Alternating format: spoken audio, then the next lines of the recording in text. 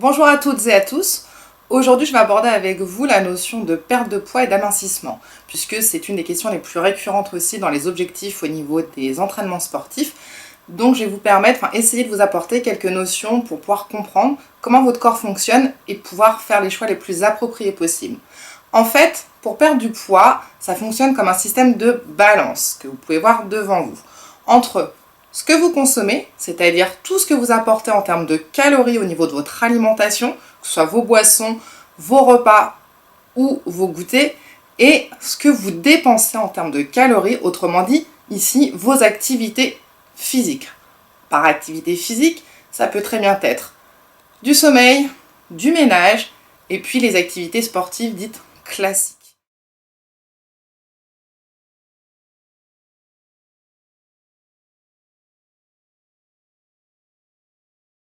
Donc, je vous propose d'aller faire un tour sur ces différents sites, de faire le test sur une semaine type sans rien modifier, pour que vous ayez déjà sur une semaine un ordre d'idée du nombre de calories totales que vous consommez, ainsi que du nombre de calories totales que vous dépensez, pour voir déjà s'il y a un déséquilibre ou un équilibre.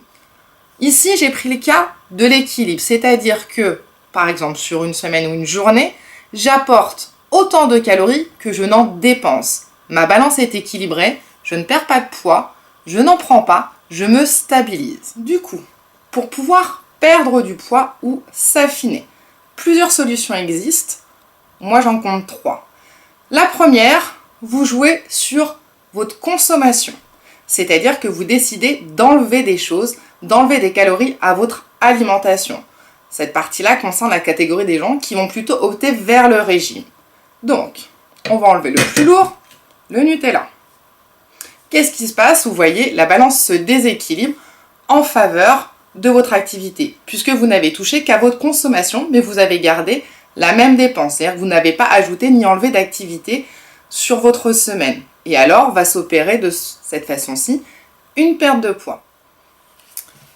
Deuxième possibilité, vous ne touchez pas à votre consommation parce que pour vous, manger est quelque chose d'agréable auquel vous n'avez pas envie d'ajouter une contrainte, alors vous allez jouer sur la dépense. Et pour déséquilibrer la balance, vous allez ajouter une activité pour ajouter une dépense de calories et faire pencher la balance dans le sens de plus de dépenses par rapport à votre consommation. Vous allez alors ajouter une activité.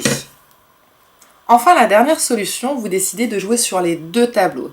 C'est-à-dire qu'à la fois, vous allez toucher un petit peu à votre consommation de calories, c'est-à-dire que vous allez enlever un tout petit peu de calories, et puis vous allez accentuer votre dépense en faisant une petite activité en plus.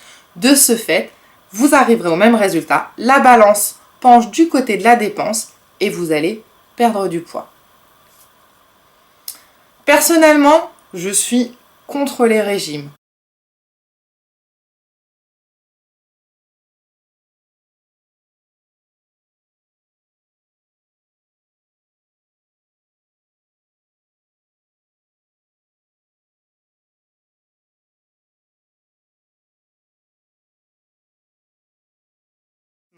Quand vous commencez à vous orienter vers un objectif de perte de poids ou d'amincissement, la balance est à bannir. Pesez-vous une seule fois au tout début de votre programme pour avoir un point de départ et puis quelques mois plus tard.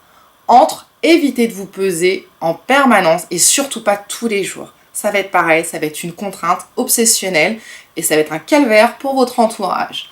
De plus, si vous privilégiez l'activité physique, au départ, vous allez prendre du poids. Vous n'allez pas prendre 15 kilos, vous allez prendre quelques grammes, voire 1 ou 2 kilos, puisque tout le monde le sait, le muscle pèse plus lourd que la graisse. Donc avec l'activité, votre masse graisseuse va se transformer en muscle. Et donc sur la balance, vous n'allez pas comprendre, vous allez prendre du poids.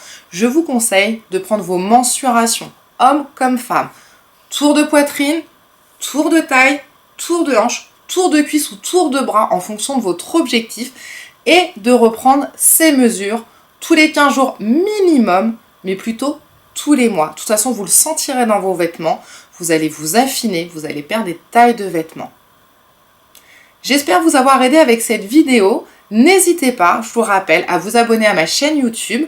Pensez à faire le petit pouce j'aime sur la vidéo, partagez-la si elle vous a servi à quelque chose. Venez sur la page Facebook Les petits conseils de Céline Coach. N'hésitez pas pareil à aller faire un tour sur mon site internet celinecoach.fr. Et je vous dis à très bientôt dans une prochaine vidéo.